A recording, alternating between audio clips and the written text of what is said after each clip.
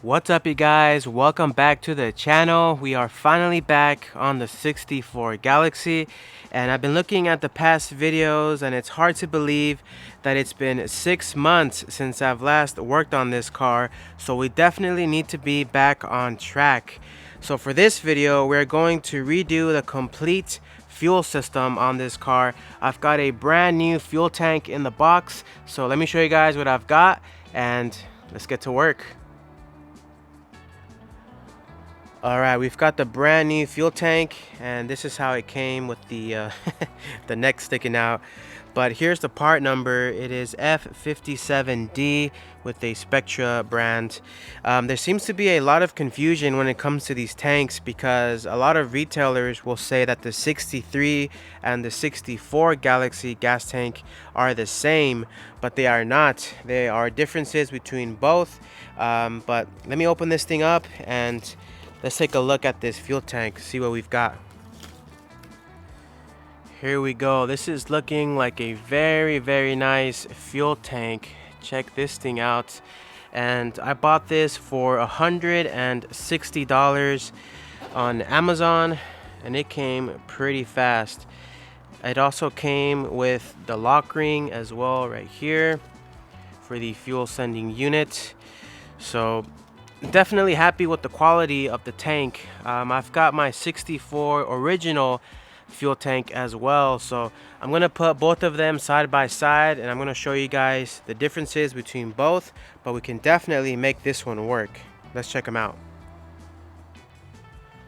So we've got both tanks side by side, and you can already see a major difference in the filler neck angle right there. The new one seems to have a bigger bend than the old one, which is a lot straighter.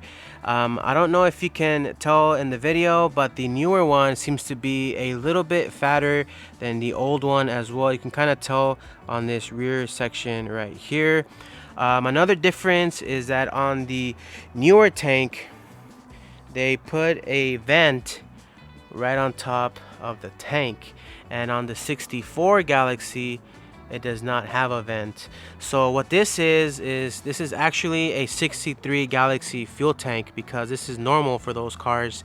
They do sell a specific 64 Galaxie fuel tank, but that one is $400, and when you're comparing 400 to 160, I think I'd rather choose this one to save some cash for the build. So if you're up for the challenge and you want to save some money for your build, I would try to get this one here and try to make it work. Because what I've seen a lot of people do is they end up cutting this filler neck here and they just switch the orientation to match the original. They retack it and weld it, and it works perfect. What you're going to want to do as well is cap off this vent and just make sure that your fuel cap is a vented fuel cap, and you are good to go. But what I'm going to do is install this tank as is to show you guys how it looks like when you open that fuel door on the back. Just a quick parts recap. All of these part numbers will be in the description below, but I picked up some new gas tank straps, and O'Reilly's had these in stock. Here's the part number for that. These are pretty nice. The lock ring comes with the fuel tank, which is pretty cool. And I've also picked up the J bolts. So this is how the fuel tank attaches to the car from the back. And these I picked up from the Lowe's hardware store. It's a 3/8 by 7 inches J bolts. I think these will be too long, but we can always cut these to make them fit, and they were only like $2 each, so that's a pretty good deal.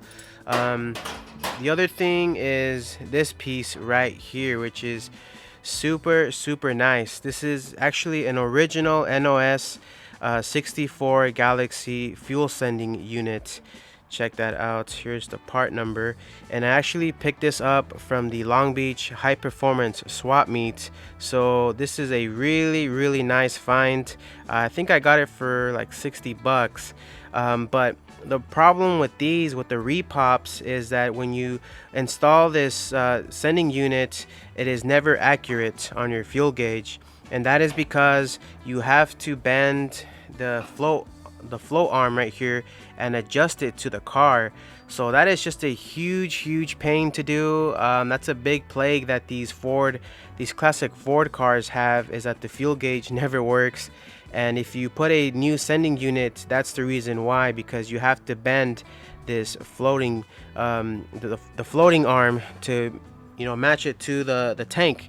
So I'm really glad I found this. This is a really nice find. If you can use your original, I would highly suggest using your original unit.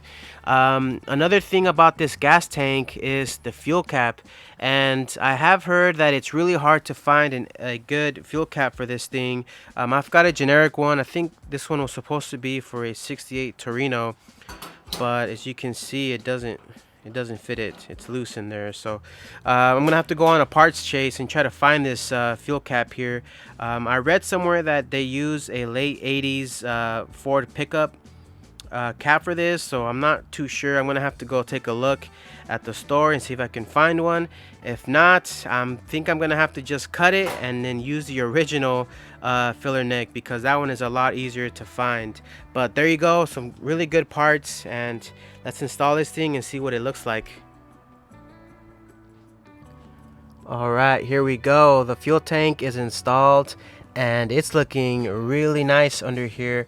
But let's take a look at the fuel door, see what it looks like. And there you go. So definitely will not be able to put any fuel in this thing. The fuel door is in the way, and the orientation of the filler neck is not correct. So what I'm gonna have to do is cut this thing, and I think if I turn it 180 degrees, it should come up here where it belongs. So I'm gonna take all of this apart again and make sure that everything is mocked up correctly so that we can finally install this tank. So let's get to work. I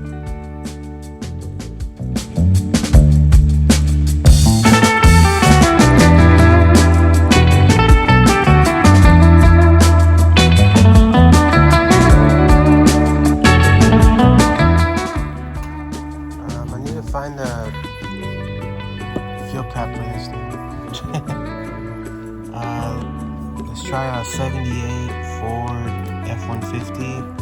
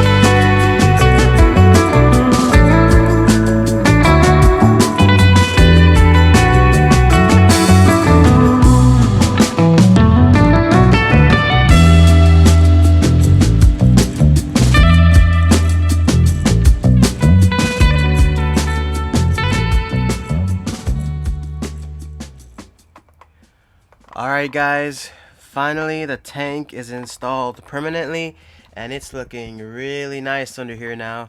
The only thing that is really concerning, if we take a look, is the way that this gas tank is mounted.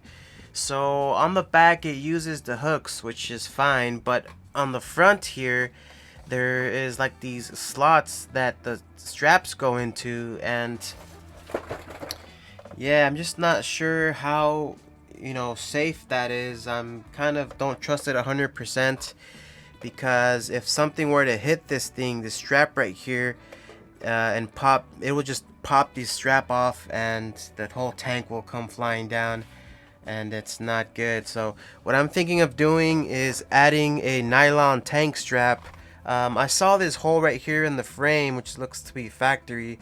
Maybe get one of those J bolts again, and then just run a nylon strap all along the side here to the other side, or maybe just do it on the floor here somewhere to anchor it down, so that there can be room for a nylon tank strap, just an extra security measure.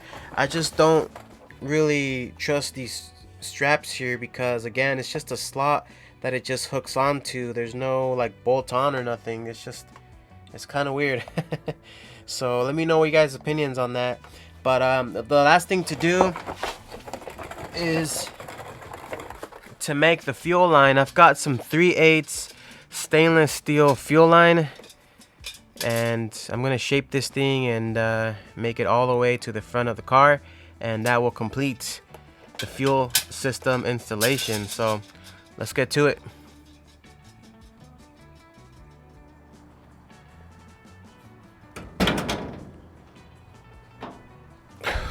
All right, check out that massive engine bay on this car. Thing is crazy. But I'm actually going to start the fuel line from the front of the car, and this bracket right here is where it kind of starts. It just comes off the frame a couple inches or so. But I've got the rear brake line all routed up all the way to the back, and it's actually attached to a dual bracket that will hold the 3/8 line and the brake line together. So all I'm gonna do is follow this brake line, and it's going to look pretty nice. Gonna go under there, under that steering box there, almost like factory, I would say. And I've got about 20 feet of this stainless steel line, so I think that should be enough for this big old boat. But yeah, I'm gonna start unraveling this thing, starting from the front, and just start feeding it all the way to the back. So let's get started.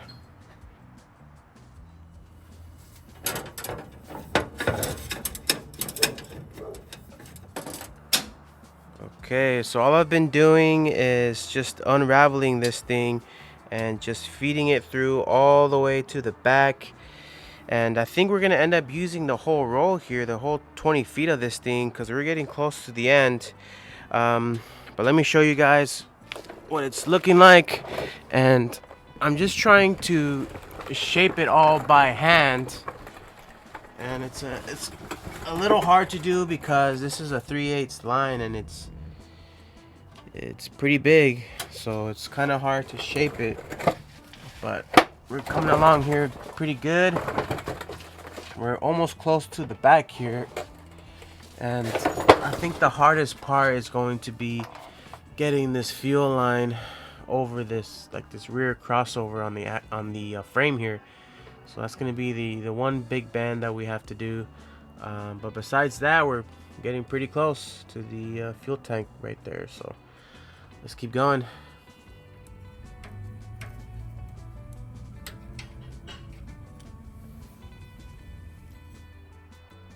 Here we go. The fuel line is complete, and I've got some pictures from Bob, so big thanks to him for where the original fuel line is. But I will be adding a single flare to that line, but it is all complete. So let's get under the car here and chase down this line so I can show you guys what it looks like. Check that out. That is really, really cool with that dual bracket, and it just goes all along the frame here. Really, really nice. And this is where it goes over that frame tube here. Goes over that and back through to the fuel tank. I am missing a couple of brackets. Let's see if I can show you guys here. Here we go. So I ran out of the brackets, but I will be adding some more all along the frame here, and it's just going to turn and go right to where that outlet is on the fuel tank. So I think it's gonna come out really nice, but this whole line is complete. And man, I did it all by hand. I didn't use no machine or anything, so it took me quite a while to bend this line, but I think it came out really nice. A 3/8 line, fuel line, all the way from the tank all the way to the front. Super cool. Alright guys, well that completes the fuel system on the 64 Galaxie, and not a huge progress, but as my pops always says, just do it. You know, no matter how small you may think it is, installing a brackets or doing a fuel line, progress is progress, and it is getting you closer to your goals. So I really want to hit this project hard and get this thing on the road. I think it's been long enough, but I've also just got word from SMS Auto that my interior is being close to being done. So I think that will kickstart the interior back, and I think it's going to come out really nice. I've got to do the dash there, and man, getting those door cards back would be really nice, because I've been waiting quite a while for that stuff. But a lot more videos in the future on this thing, and I'm definitely gonna focus on this and get it on the road. But that's gonna be it. I'll see you guys on the next one. Boom.